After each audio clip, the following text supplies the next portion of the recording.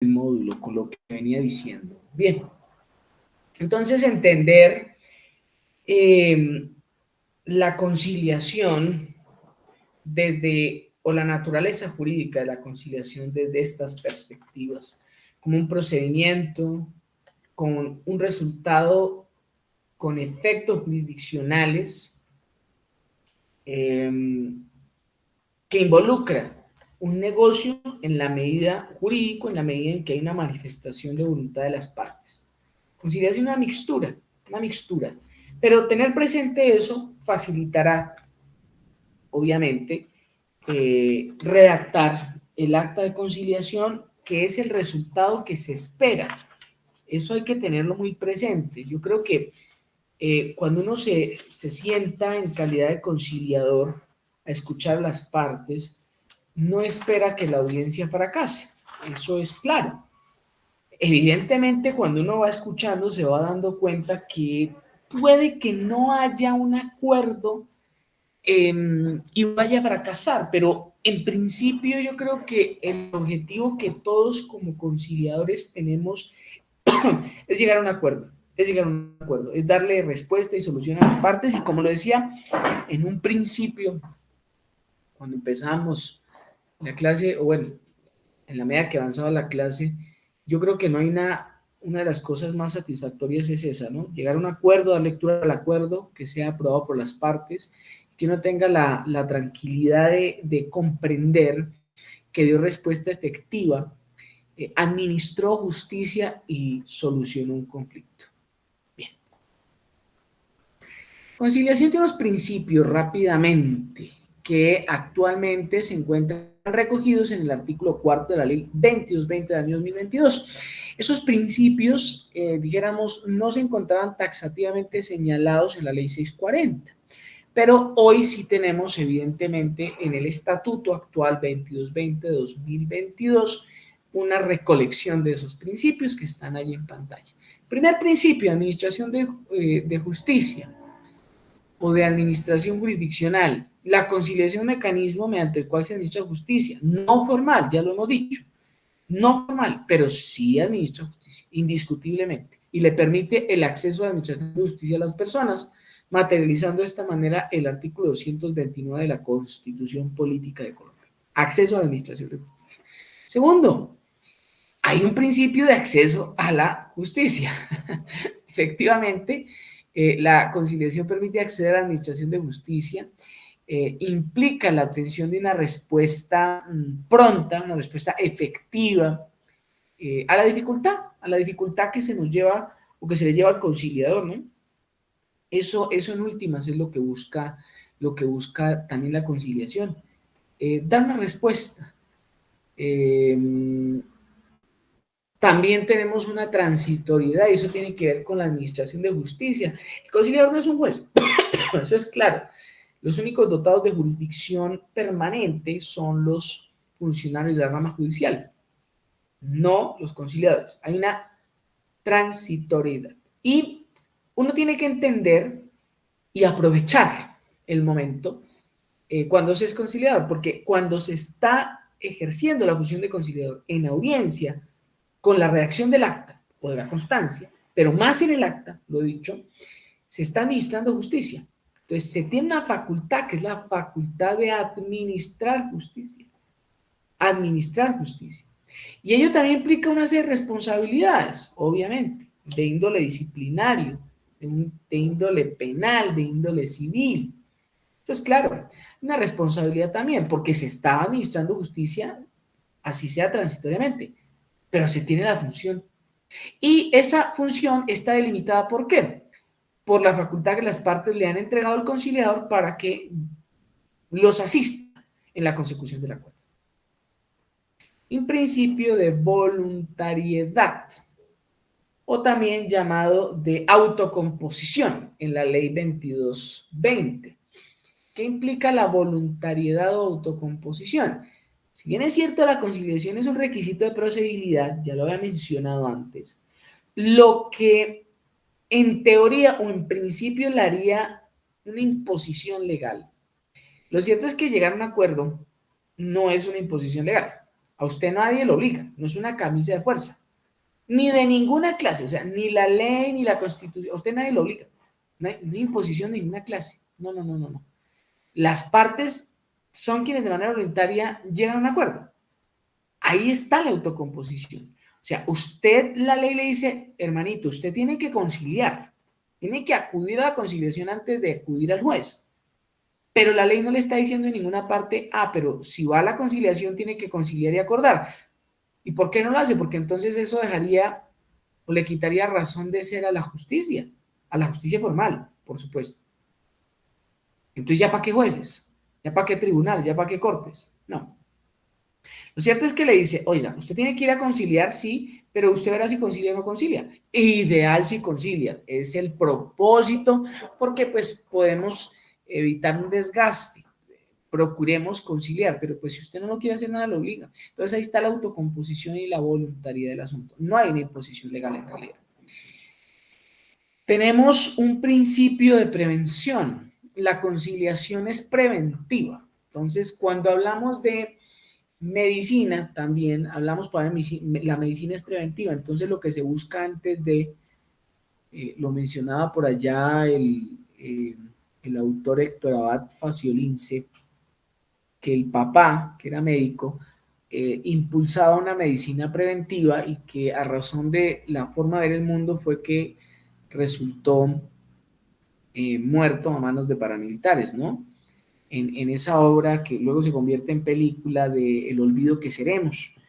La medicina preventiva, hay que prevenir, y eso que implica tener buenos hábitos alimenticios, etcétera. Pero hago este símil para explicar que la conciliación es justicia preventiva. Y justicia preventiva, ¿por qué? Porque lo que yo busco es prevenir inconvenientes mayores. ¿Y cómo los prevengo? Pues yendo a hablar, hablando se solucionan las cosas, hablando se entiende la gente. Entonces, el objetivo de la conciliación es ese, prevenir un futuro litigio, evitar el futuro litigio y solucionar el conflicto de manera dialogada. Ojo, diálogo, recuerden, ética dialógica o comunicativa. Autonomía, igualdad, diálogo. A través del diálogo podemos llegar a concertaciones que pueden convertirse en mínimos universales, como los derechos humanos, como ya lo he dicho. Entonces, principio de prevención.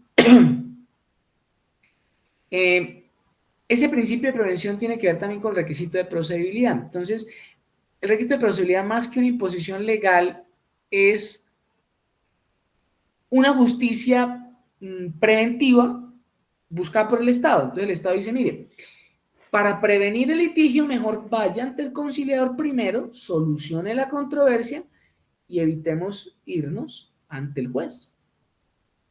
Es una justicia evidentemente preventiva. Listo. Tenemos la confidencialidad, la conciliación es claramente confidencial. Los asuntos sometidos al mecanismo de la conciliación solamente involucran a las partes y el conciliador debe guardar absoluta reserva frente a los temas que se tratan en la audiencia y los acuerdos a los que eventualmente se llegue. Precisamente hay una cuestión cuando se habla de las audiencias de conciliación virtual. Se entiende que en principio se puede hacer una grabación de la audiencia solamente de la instalación, lo cual implica la presentación de las partes y del acuerdo en el que las partes habrán de aceptar el acuerdo. Es decir, la lectura del acta y la manifestación libre, consciente y voluntaria de las partes en el sentido de aceptar el acuerdo.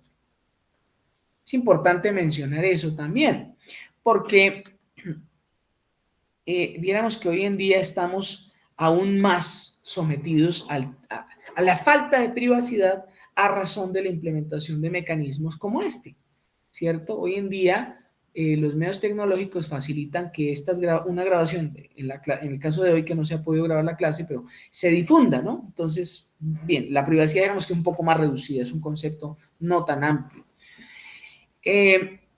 Encontramos el principio de la celeridad, entonces, igual que la justicia, entonces se busca que sea un procedimiento ágil, un procedimiento fácil, sin que existan dilaciones injustificadas que prolonguen en el tiempo la consecución del acuerdo.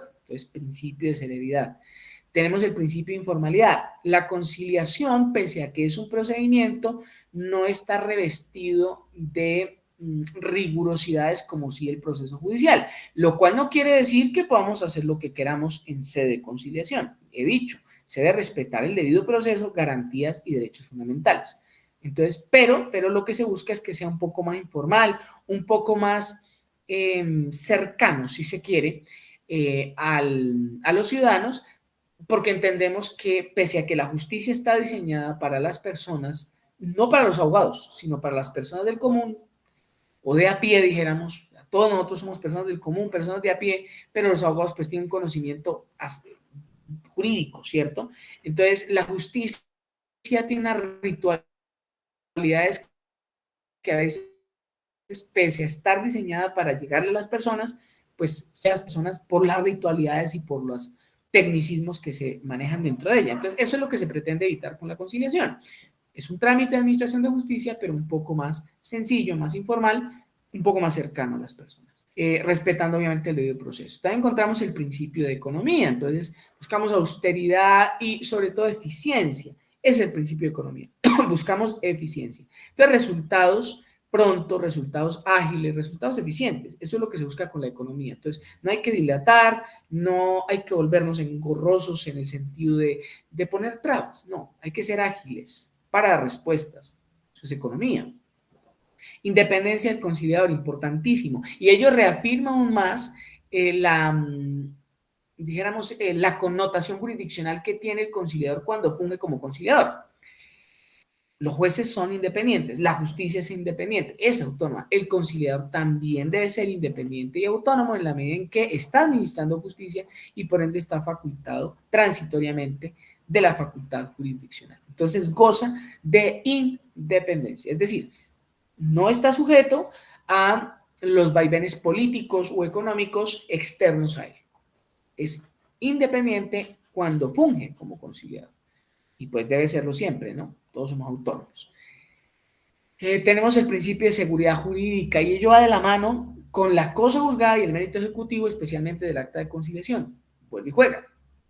Importantísimo. El mérito ejecutivo y la cosa juzgada en el acta de conciliación, que es el tema que tenemos que abordar, o que vamos a abordar, o que estamos abordando, es precisamente una garantía de seguridad jurídica. Es una garantía de seguridad jurídica, porque evita que digamos, se recalque y se recalque sobre los mismos conflictos. Hay seguridad jurídica, no hay inestabilidad, hay seguridad. Entonces la conciliación goza de ese principio. Neutralidad e imparcialidad, el conciliador debe ser ajeno al conflicto, totalmente, es un tercero, efectivamente, que no está viciado de ninguna situación dentro del conflicto. Y la presunción de buena fe, que es un principio, entre otras cosas, constitucional. Se presume la buena fe en las actuaciones de todas las personas sin distinción alguna. Tenemos unas clases de conciliación, ya sabemos, una conciliación judicial, es decir, aquella dentro del proceso judicial, la encontramos en los diferentes procesos, proceso laboral, en el proceso contencioso administrativo, en el proceso civil, incluso en el proceso penal. Entonces, es una etapa propia del proceso, propiamente dicho.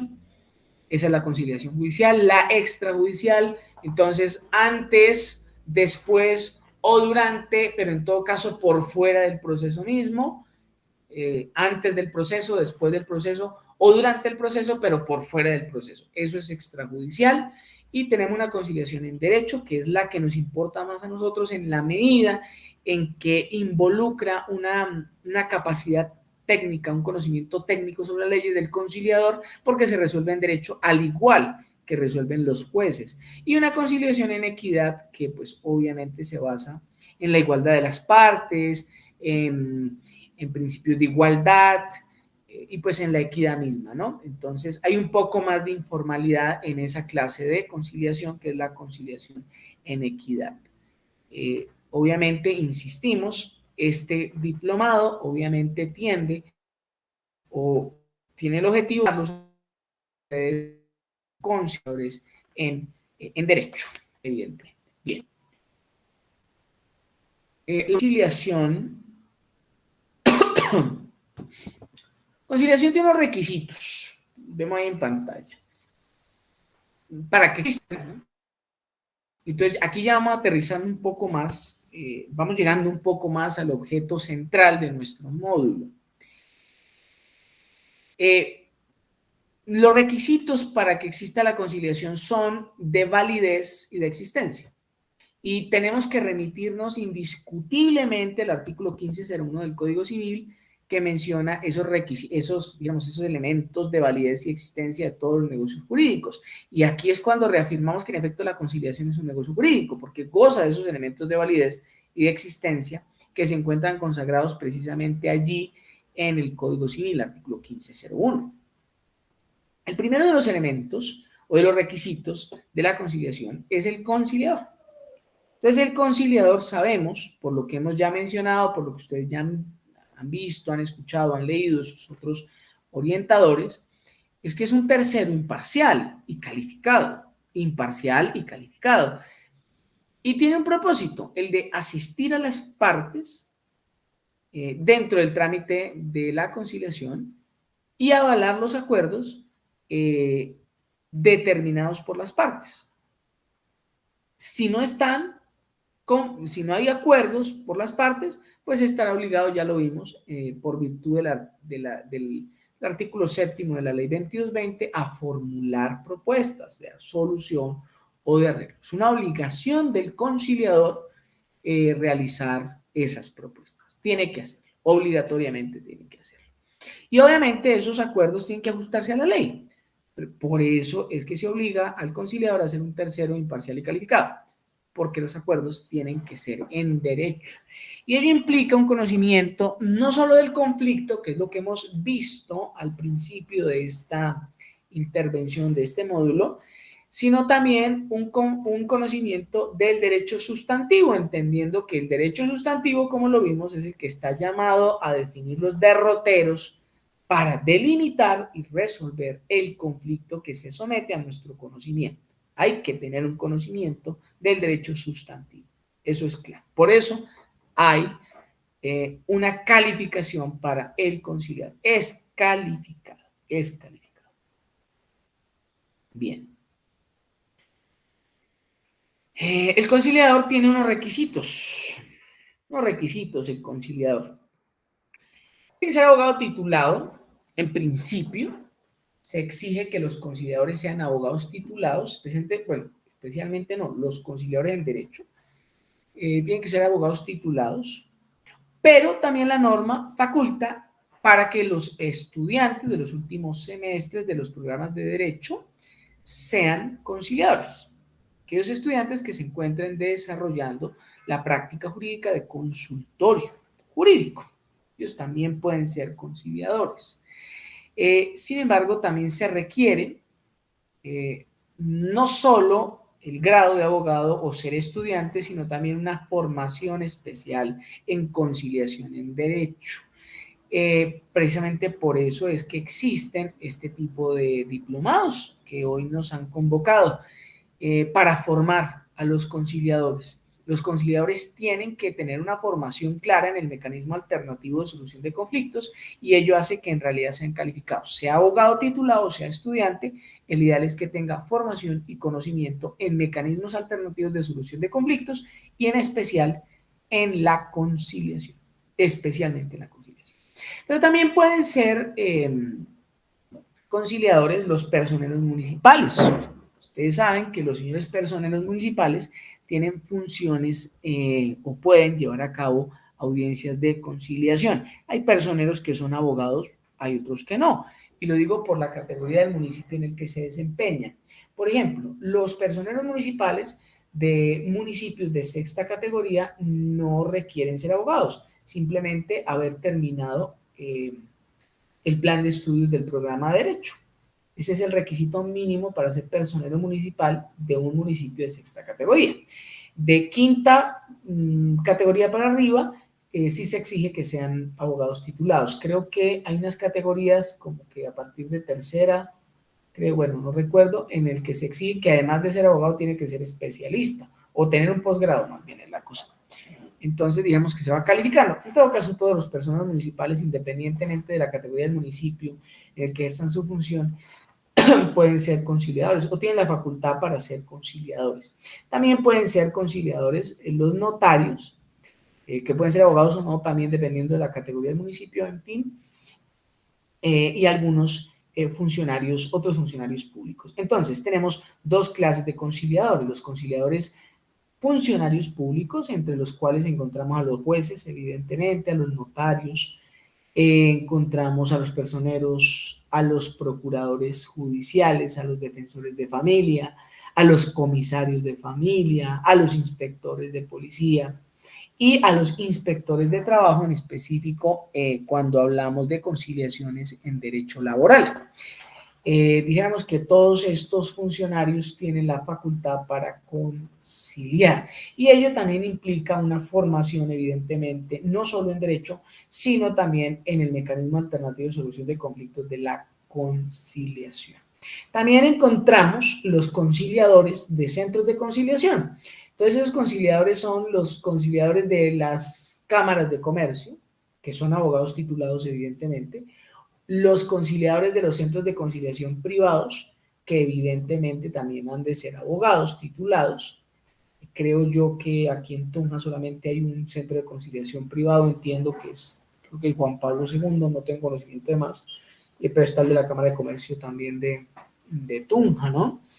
Los conciliadores de los centros de conciliación de consultorio jurídicos de universidades públicas y privadas. Y en el caso de Tunja, pues contamos con, obviamente, el Centro de Conciliación de la Universidad Juan de Castellanos, en la Santo Tomás, en la UPTC, en la Universidad de Boyacá, etc. Digamos que esos son como los centros de conciliación reconocidos, al menos en la ciudad de Tunja. Y esas son las clases de conciliadores: los funcionarios y los de centros de conciliación, que pueden ser abogados y estudiantes, dependiendo del sitio al que se encuentren adscritos. Pero en todo caso, hay una obligación clara, y es la formación en conciliación. Sí o sí debe haber una formación clara en conciliación. Ojo, aquí vienen una serie de no recomendaciones, sino de cosas que debe poseer el conciliador. Unas calidades y unas cualidades del conciliador. Y eso va de la mano, evidentemente, con la construcción del acta o la constancia. Todo eso va de la mano, todo eso lleva. Las calidades y las cualidades del conciliador van a permitir que lleve a cabo un buen trabajo, lo cual se va reflejado en el resultado, que es acta o constancia. Se quiere, se insiste que se llegue a un acuerdo a través de un acta. Eso es lo que más se quiere, pues. Hombre, no es camisa de fuerza, porque pues no podemos obligar a nadie, pero pues sí hay que tratar de llegar a ese acuerdo. Entonces, ¿cuáles son las calidades del conciliador? Primero, es un tercero. El conciliador es un tercero. ¿Y qué implica eso? Que no debe ni puede formar parte de la relación jurídica sustancial que es sometida a su conocimiento. Ojo, el conflicto que se somete al conciliador es una relación jurídica sustancial, porque es un conflicto jurídico que involucra el derecho sustantivo. ¿Sí ven la importancia de tener claros esos conceptos previos? Entonces, el conciliador no debe ni puede formar parte de esa relación jurídica, ¿sí?, que es sometida a su conocimiento, ni tampoco puede tener ningún vínculo jurídico ni contractual con ninguna de las partes. Le está vedado completamente al conciliador, así como también le está vedado al juez. No puede haber ningún vínculo jurídico, ni de ninguna clase, ni contractual con las partes.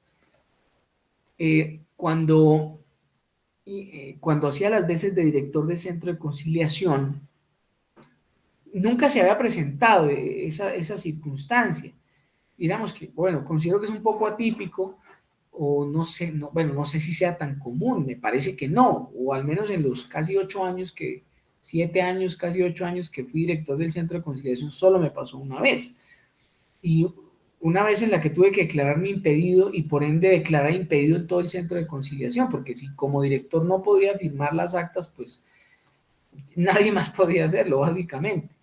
Entonces, un caso en el que se presentó una audiencia de conciliación, se recepcionó una solicitud y cuando se fue a atender la diligencia se pudo advertir que era un pariente, no estaba dentro del cuarto grado de consanguinidad mío, pero ese pariente que presentaba la solicitud o dentro de la solicitud involucraba los intereses de una de mis abuelas, es decir, de un pariente mío dentro del segundo grado de consanguinidad, segundo grado.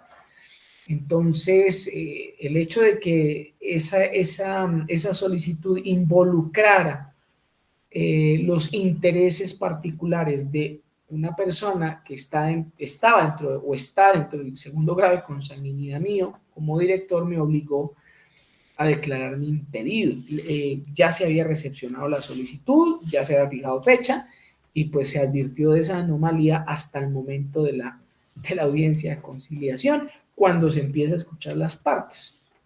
Entonces, claro, cuando se empieza a escuchar las partes, hay una cuestión que involucra un predio y se advierte esa irregularidad, razón por la cual pues hubo que levantar la sesión, declarar el impedimento y pues no se pudo atender el caso. Por esa razón. Pues, ¿por qué? Porque ya no éramos un tercero. Ya formábamos parte de la relación jurídico-sustancial que estaba sometiéndose a nuestro conocimiento o al del centro de conciliación que representaba. Y eso, pues eso obviamente implicaba un sesgo y había que apartarse. Esa es la cuestión, ¿no? Entonces, esa es la segunda calidad del conciliador, la imparcialidad. Y eso debe evidentemente, dijéramos, eso debe tenerse claro y presente en el acto. Mire que el primero, que es el ser un tercero, también involucra el documento de la elaboración del acto de la constancia, porque usted perfectamente puede pasar por alto que usted declararse impedido. Y ojo, porque aplican los mismos impedimentos para el conciliador que para los jueces. Entonces, usted pudo pasar por alto, pero usted se somete a que pronto lo recusen. Y lo pueden recusar. También aplica la recusación para los conciliadores. ¿Sí? Lo que pasa es que en el caso que les cuento, yo era, como director, era el que tenía que declararme impedido y por eso todo el centro de conciliación hubo que declararme impedido, porque si me recusan a mí, no había quien me reemplazara como director. ¿Sí? Un poco más sencillo si es un conciliador al que recusan, porque pues uno como director resuelve la recusación y simplemente aparta al conciliador y designa a otro. Listo. Pero era un poco más complicado. Entonces, eso tiene que tenerse en cuenta. Yo perfectamente pude hacerme el de la vista y llegar a un acuerdo mal hecho, que seguramente iba a estar viciado de nulidad, seguramente estaría viciado de nulidad, y eso obviamente iba a generar algún problema posterior que pues iba a desencadenar un proceso judicial y bueno, faltas disciplinarias y otro tipo de responsabilidades para mí como director. Esa era la cuestión. Entonces, la imparcialidad, que sería la segunda calidad, también se observa en el acuerdo. Cuando usted hace manifestaciones dentro del acta de conciliación, debe ser imparcial, debe conservar la imparcialidad. Entonces, no solo en el desarrollo de la audiencia de conciliación, sino también en la redacción del documento resultado de la audiencia de conciliación. Usted debe ser imparcial. Ojo, debe ser totalmente imparcial. Y ello implica que la forma de redactar debe ser imparcial. Es decir, no puede irse ni para este lado ni para el otro, ni para la parte solicitante ni la parte solicitada. Usted tiene que mantener la neutralidad frente a las dos partes y ello debe estar manifestado en la redacción o en la forma de redacción del documento. No puede hacer usted manifestaciones que de repente favorezcan a alguna de las partes, porque está usted perdiendo imparcialidad. Entonces, ello implica también que usted, como persona imparcial, como conciliador, ¿cierto?, es totalmente ajeno al conflicto, lo ve de manera objetiva y se aparta de todos los tipos de prejuicios que pueden haber en un ser humano, de tipo religioso, de tipo cultural, todo tipo de prejuicios. Usted tiene que deshacerse de ello y proponer soluciones y redactar las soluciones de acuerdo con los hechos y con el derecho. Tiene que ser imparcial. Usted debe ser neutral, evidentemente también. Ello implica que se debe abstener de favorecer indebidamente a una o ambas partes.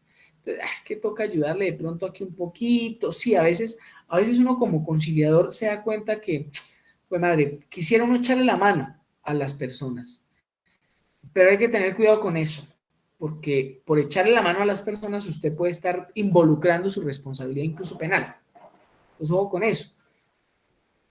Ello implica, obviamente, y va inmerso en la redacción de los documentos. Usted no puede echarle la mano a una de las partes o a ambas indebidamente, ¿cierto? Dentro del documento, porque puede haber sanciones para usted, de todo índole. Entonces debe existir neutralidad. Usted no puede dar opiniones personales sobre los hechos sometidos a su conocimiento, ni redactarlas en el acta o en la constancia. Entonces, mire que el favorecimiento puede darse no tanto en el acta, ahora que lo pienso, sino, por ejemplo, una constancia de no acuerdo. Entonces, usted puede maliciosamente decir que es que la parte solicitada no quiso acordar y que fue reacia cuando de repente eso no fue lo que pasó tan así en la audiencia de conciliación. Usted debe, es decir, evitar eso. Es que no quiso. Entonces usted redacta, no, es que la parte solicitada no quiso conciliar. Usted tiene que dejar constancia de que no hubo acuerdo, evidentemente, pero tiene que hacerlo de manera imparcial y neutral, sin favorecer al solicitante en detrimento del solicitado. Implica la imparcialidad y la neutralidad. Y debe usted además, como conciliador con una de las calidades, debe tener experticia. ¿Qué implica la experticia? Pues su formación, una formación especial en un saber disciplinar específico, que para el caso nuestro es el derecho, y una constante preparación y actualización. Es decir, es que me formé yo con el Código de Procedimiento Civil, en mi caso. Yo me formé bajo esa ritualidad, no me formé con el Código General del Proceso.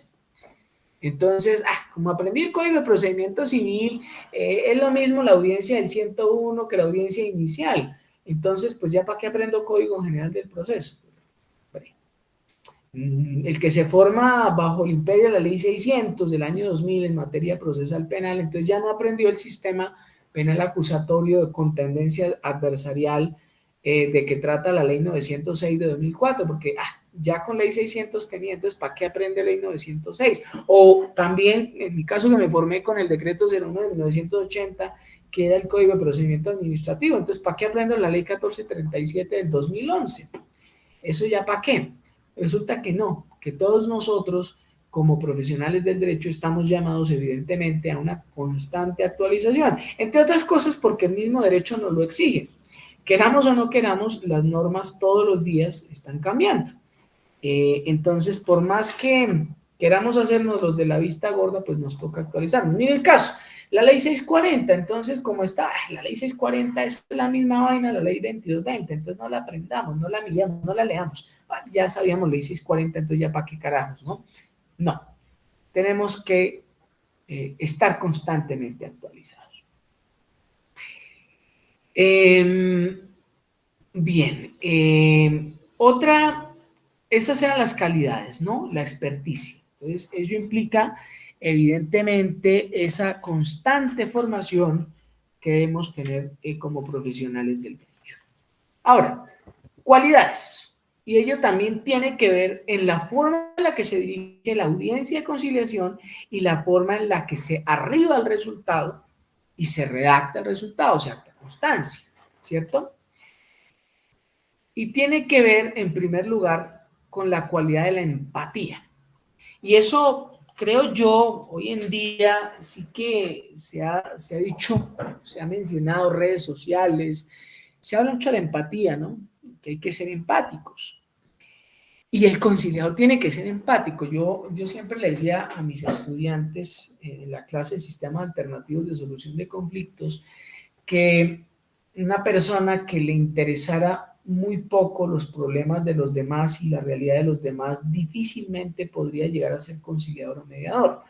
Porque si a usted no le interesa en lo más mínimo el inconveniente que tiene esa madre a la que ha sido abandonada y la que reclama alimentos, por ejemplo, pues difícilmente usted va a poder tener no una conexión que vicie su conocimiento, que vicie su convicción, no, no, no, una conexión distinta. ¿Sí? Una conexión con los hechos que le faciliten a usted entenderlos en conjunto, de una manera completa. Implica ser empático. Entonces, la empatía implica una capacidad de tener una sintonía emocional con las partes conflictuadas. Ello no implica que usted se siente, y lo voy a decir así un poco crudo si se quiere, eso no implica que usted se siente a llorar con las partes, eso no es ser empático, no, no, no, si usted se sienta a llorar con las partes, usted ya se sesga, tiene un sesgo, y cuando va a redactar el acta de conciliación por estar llorando ni siquiera va a poder hacerla. Entonces eso no es ser empático, valga hacer la aclaración, eso no es ser empático. Empatía implica una sintonía emocional. ¿Y qué es esa sintonía emocional? Implica un conocimiento propio, ¿cierto? Y la capacidad de comprender y de interpretar los sentimientos y emociones del otro. Implica entender que hay una persona dentro de la audiencia de conciliación que está sufriendo y por algo está solicitando lo que está solicitando, y usted tiene la capacidad de entenderlo sin juzgarlo, y buscando de manera imparcial y neutral llegar a una solución que sea lo más satisfactoria posible para ambas partes. No es que llegó la señora pidiendo alimentos y empezó a llorar y usted entonces, como no le interesa, entonces, ay señora, por favor no llore. Creo yo que eso va a ser complejo porque no le va a permitir a usted obtener un resultado positivo de las partes para luego llegar al acuerdo. Entonces, hay que ser empáticos. Usted tiene que tener la capacidad de guardar silencio, de tener confidencialidad y de ser coherente. Y la coherencia implica en que usted debe buscar una armonía entre lo que piensa, siente, dice y hace. Eso es coherencia. Y es muy difícil. No creo que un ser humano sea 100% coherente. Bueno, no sé, al menos yo no lo conozco. Diríamos que es una situación bastante compleja. Lograr la coherencia es muy difícil. Pero hay que tener con esa coherencia en el sentido de saber más bien que estoy predicando confidencialidad y por ende no debo salir a desvirtuar esa confidencialidad contando cosas que nada, por ejemplo, ¿cierto? Entonces debo tener también capacidad de guardar silencio. Debo respetar la dignidad humana. Sabemos que la dignidad humana es un eje fundante del sistema jurídico colombiano, es la columna vertebral de la Constitución política. Y la dignidad humana tiene que observarse indiscutiblemente en todas las ramas del derecho. La conciliación no es la excepción. Y dignidad humana implica ver a la persona, reconocer a la persona, reconocerla en su humanidad, en sus derechos, en sus capacidades, en sus condiciones, sin discriminación o distinción alguna. Y usted debe tener la capacidad de escuchar, porque si a usted, hay unos que dicen, he escuchado, he visto incluso memes por ahí que dicen que les gusta el derecho de familia por el chisme, entonces es porque les gusta escuchar y ser tal vez muy comunicativos, pues eso es en tono de burla, ¿no? Y es hasta gracioso, pero lo cierto es que no es por el chisme, pero sí tiene uno que tener la capacidad de escuchar, porque si usted no tiene la capacidad de escuchar, pues difícilmente va a poder sistematizar en su mente los hechos que le están poniendo en consideración. ¿Y qué implica sistematizar? Que usted recibe todos los hechos, dijéramos, los hechos brutos, ahora sí fue, no netos, sino bruto de los hechos que le cuentan las partes, ¿cierto? Y si usted no escucha adecuadamente, no va a poder plasmar en el acta o en la constancia los hechos jurídicamente relevantes, porque usted tiene que tener claridad de qué es un hecho jurídicamente relevante, de qué es lo que verdaderamente importa la conciliación. Y todos los hechos que alegan las partes no son jurídicamente relevantes. Ojo con eso. Entonces, usted tiene que tener capacidad de escucha, evidentemente. Y tiene que tener un conocimiento del conflicto que se somete a su conocimiento. Y implica estudiarlo, prepararlo. Entonces, con la solicitud usted tiene que leerla. Usted tiene que saber cuál es el conflicto, definirlo jurídicamente, delimitarlo jurídicamente. Y a partir de esa delimitación, entender cuál es la norma sustantiva que ha de gobernar ese conflicto y que dará solución al mismo. Pero también la norma procesal en caso de fracaso, es decir, cuál es el proceso que se ha de seguir en caso de no llegar a un acuerdo, porque usted también tiene que tenerlo claro y decírselo a las partes. Digamos que esas son las cualidades, calidades y cualidades que debe tener un conciliador. Y el conciliador es el primer requisito de existencia y de validez de la conciliación.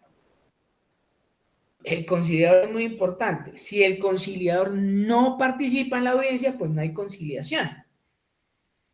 No hay.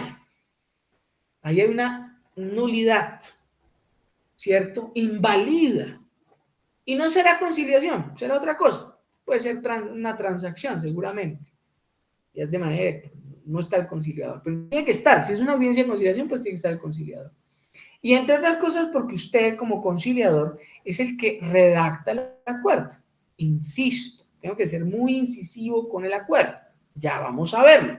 O lo vamos a ver, yo creería ya que mañana vamos a hablar de ese tema para finalizar el módulo. Como usted redacta el acuerdo, tiene que saberlo redactar. Tengo que ser muy incisivo y soy un poco cansón con el tema de la redacción de los acuerdos. Porque es que no nos podemos permitir redactar acuerdos flojos o que se nos queden cojos. Tienen que ser acuerdos bien redactados. Y el conjunto del acta de conciliación implica una construcción de hechos jurídicamente relevantes, una delimitación de pretensiones y una fijación de acuerdos que sean claros, expresos y exigibles, porque tienen que prestar mérito ejecutivo. Entonces, ahí viene la cuestión. Entonces, por eso es tan importante el conciliar. El segundo requisito es la audiencia. Ya lo hemos dicho. Conciliación, evidentemente, es un proceso, ¿cierto? Respeta el debido proceso constitucional y tiene etapas. Tiene que haber una audiencia. ¿Y qué implica la existencia de una audiencia? La existencia de la audiencia implica la comparecencia de ¿quiénes? Pues de las partes, de los interesados. ¿Ante quién? Ante el conciliador. La regla general, pese a que la conciliación siempre ha tenido contemplados los mecanismos virtuales, ¿sí? No es el tema de la pandemia. La conciliación, así que antes de pandemia ya permitían la realización de audiencias de tipo virtual. Obviamente se intensifica un poco con la pandemia. ¿Por qué? Pues porque la pandemia nos obliga a esto, a hacer uso de estos medios, a interactuar de esta manera. Y digo interactuar, pues no tan interactuar, porque a veces la pantalla no permite la interacción porque el que está hablando es el que habla y el resto calla. Entonces no es que haya mucha interacción que digamos. Lo cierto es que la pandemia nos obliga un poco más a esto, pero la conciliación, el arbitraje, ya tenían normas que facultaban las audiencias virtuales. Entonces la audiencia implica, volviendo al tema, a que las partes comparezcan ante el conciliador, bien sea de manera presencial o bien sea de manera virtual, ¿cierto? Con el fin de que el conciliador escuche a los intervinientes, capacidad de escucha, tiene que escucharlos, no basta con simplemente leer la solicitud de conciliación en las que hay unos hechos y unas pretensiones, una solicitud de pronto de pruebas, qué sé yo, no basta con eso. Usted tiene que escuchar a ambas partes, porque la solicitud tiene una versión, pero ¿qué pasa con la versión de la contraparte? Y para formarse usted una visión completa de los hechos, de las pretensiones y poder arribar a un acuerdo, tiene que escuchar a ambas partes. Y a partir de esa escucha de ambas partes, poder formular propuestas de solución en caso de que las partes no lo hagan. Acuérdese, Acuérdense, es una obligación del conciliador formular propuestas. Ley 2220. Ojo, es una obligación, ¿cierto? Entonces, escucha a los intervinientes, el conciliador, y a su vez interviene de manera activa, porque es que usted no se queda ahí sentado ahí escuchando lo que las partes dicen, escuchando ahí el chisme y disfrutándolo. No, no, no. Usted tiene que participar. Y usted como conciliador es el director de la audiencia, como lo es el juez, ¿cierto? Entonces usted tiene que dar el uso de la palabra, tiene que organizar la diligencia para poder concretarla y alcanzar el fin que persigue. ¿Cuál es el acuerdo? Digo, insisto, es el ideal. Eso es lo que se busca y lo que se quiere. Entonces, usted interviene en el diálogo, facilita el diálogo y busca la solución, ¿cierto? Dentro de la audiencia. Y podemos decir que en materia de conciliación puede haber más de una audiencia. Eso depende de varias cosas. Depende del debate oral.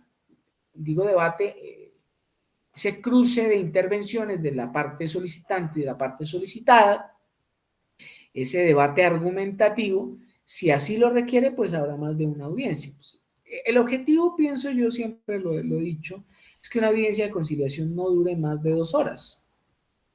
Ese es el objetivo, pero hay audiencias que dependiendo de la complejidad pueden durar mucho más de 2 horas. Pero también depende de la organización que usted como conciliador, director de la audiencia de conciliación imprima. Si usted lo hace adecuadamente, seguramente que pese a que dure o se prolongue en el tiempo, sea ordenada y se puedan sacar las conclusiones necesarias y requeridas para elaborar el acta o la constancia.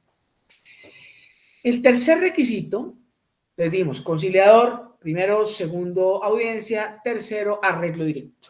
Arreglo directo, importantísimo, máxime, si tenemos en cuenta el principio de la autocomposición.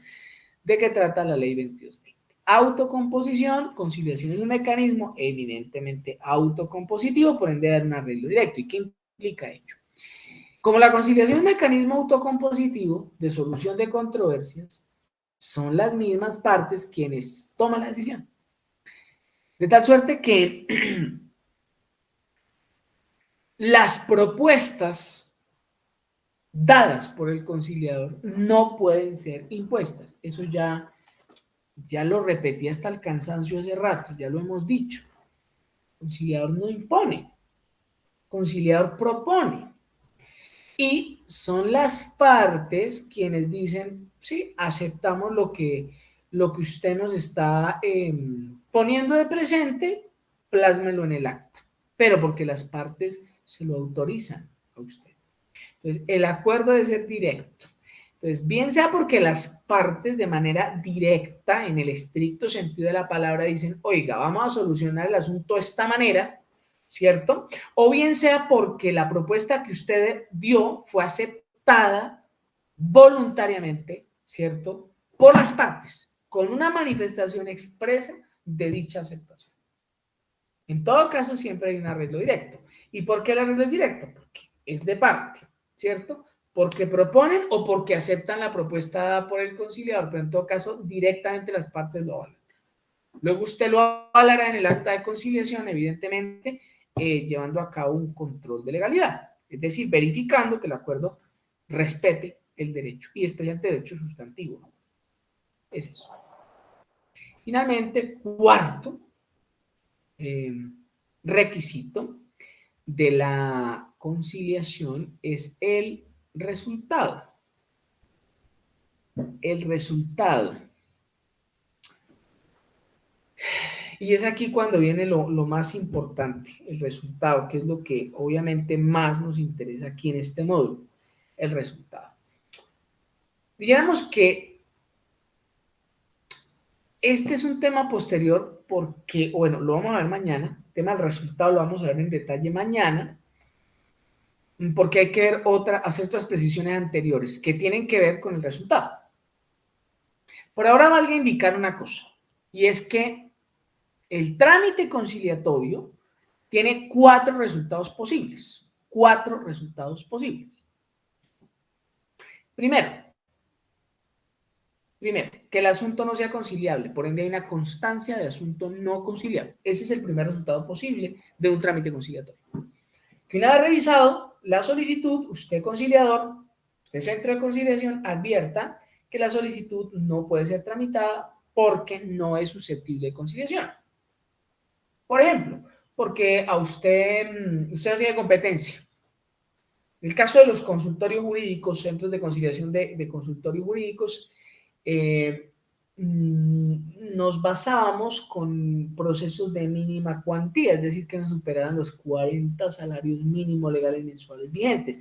Si mal no estoy, creo que con la nueva ley de consultorios jurídicos, que esa es como del año 2021, si mal no estoy, creo que se incrementó la cuantía, ya no son 40 salarios, sino como que 50, y eso habilita que no solamente se lleven procesos de mínima, bueno, de única instancia o de mínima cuantía, sino también procesos de primera instancia o de menor cuantía. Lo mismo pasaría con el centro de conciliación. En el caso de concreto de los centros de conciliación de consultorios jurídicos.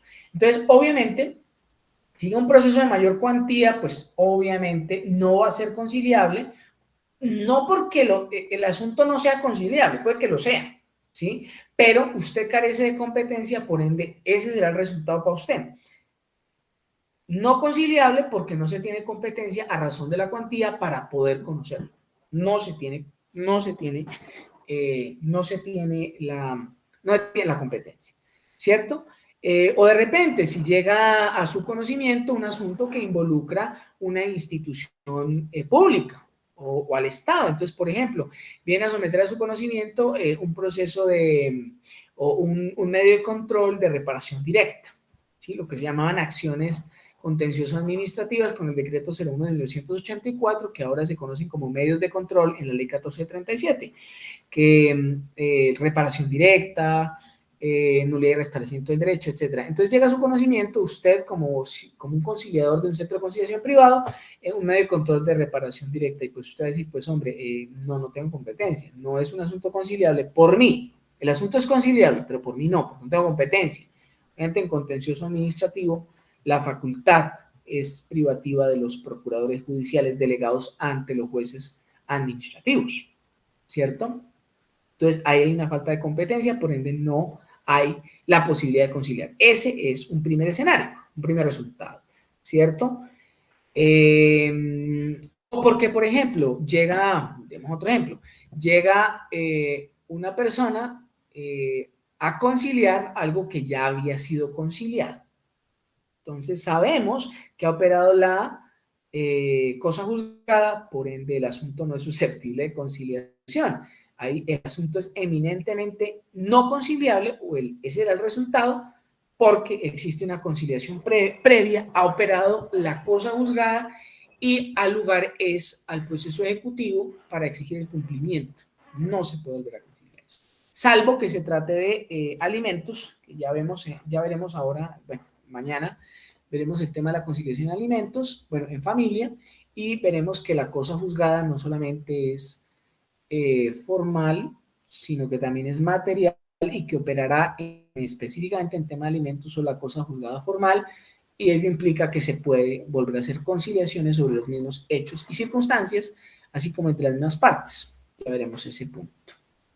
Entonces, el primer resultado posible será un asunto no conciliable, el primer escenario posible. Segundo escenario posible, el ideal, el que se busca, el que se quiere, acuerdo, un acuerdo.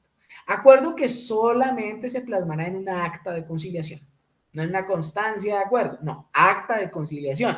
Así como no hay actas de asunto no conciliable, no, hay constancia de asunto no conciliable, ¿sí? Son actas y constancias, y el acta solamente refleja el acuerdo conciliatorio, bien sea total o parcial, no una constancia. Dijéramos que cuando es parcial el acuerdo, se plasmará el no acuerdo entre la misma acta, pero es un acta de conciliación. En los demás casos hay constancias. Entonces, segundo escenario, acuerdo. Llegamos por una fijación de cuota de alimentos, régimen de visitas, salud, educación, custodia, y acordamos todo. Maravilloso escenario. Maravilloso escenario. Que es difícil, pero no imposible, y sí hay casos en los que se concilia absolutamente todo. y ese es el ideal y ese es el objetivo, entre otras cosas. Que se llegó porque se quería restituir un inmueble arrendado, sí, se acordó la entrega, se acordó el pago de cánones adeudados, que un título ejecutivo, ojo, aquí no hay requisito de procedibilidad, se puede acudir directamente a la jurisdicción por el artículo 590 del Código General del Proceso, porque proceden medidas cautelares, creo que sí, el 590, entonces, pues, sin embargo, se puede conciliar, entonces, bueno, se llegó al acuerdo, se pagan tantas cuotas, etcétera, bueno, cualquiera que sea el acuerdo. Segundo escenario. Tercer resultado posible, el no acuerdo. Entonces llegó la audiencia de conciliación, simplemente las partes están muy distantes, el conciliador cumple su función de formular propuestas, no son aceptadas, mucha distancia entre ellos y ya está, se da la constancia de no acuerdo. Entonces puede suceder, y vi casos en los que se pedía una cuota de alimentos, por ejemplo, como de 700,000 pesos, recuerdo una audiencia de conciliación, se pedían 700,000, la solicitante pedía 700,000 de cuota de alimentos para 2 menores, el solicitado proponía una cuota de 300,000. Entonces había una diferencia de 400,000 pesos, se propuso una cuota como de 400, creo, como tratando de buscar un punto 400 o 450, buscando un punto medio y sin embargo no fue posible, entonces nada, no acuerdo. O finalmente inasistencia, que puede ser de ambas partes o de una sola de las partes, bien sea convocante o convocado. Si no a ninguna de las partes, el ideal y como para efectos de registro y estadística, el Centro de Conciliación expide una constancia en la que se denota que una citación, una solicitud, una citación y que ninguna de las partes se acudió. Pues no sabemos si se notificó o no al convocado, porque pues como no vino el convocante, pues eso solo lo sabe él. Pero pues se puede dar la constancia y de hecho el SICAGA sí lo admite inasistencia de ambas partes y pues la norma también lo admite. Inasistencia del convocado, caso que obviamente favorece a la parte convocante, e inasistencia de la parte convocante que también puede pasar. Se presenta el convocado o la convocante, pues uno entendería de alguna manera que es un desistimiento del proceso conciliatorio, no obstante, pues se va a dejar en una constancia de inasistencia. Bien, esos son los requisitos, insisto, el último de los requisitos, el cuarto, que es el resultado, ya lo detallaremos un poco más el día de mañana. Por ahora, creo que ya faltan 2 minutos para las 10 de la noche y pues no quiero tampoco cansarlos ni aburrirlos con tanta cháchara, así que creo yo que pues por el día de hoy dejaremos así y mañana pues culminaremos con el resto del módulo y pues supongo yo que dejaremos la actividad para efectos de pues, evaluar el módulo, la parte más molesta de la orientación, que es la de calificación, que siempre es un poco cansona, pero bueno, es algo necesario. Entonces, pues quiero agradecerles por su atención, por su disposición. No sé si de repente tienen alguna duda, alguna inquietud que podamos resolver antes de terminar esta sesión. Entonces, los escucho.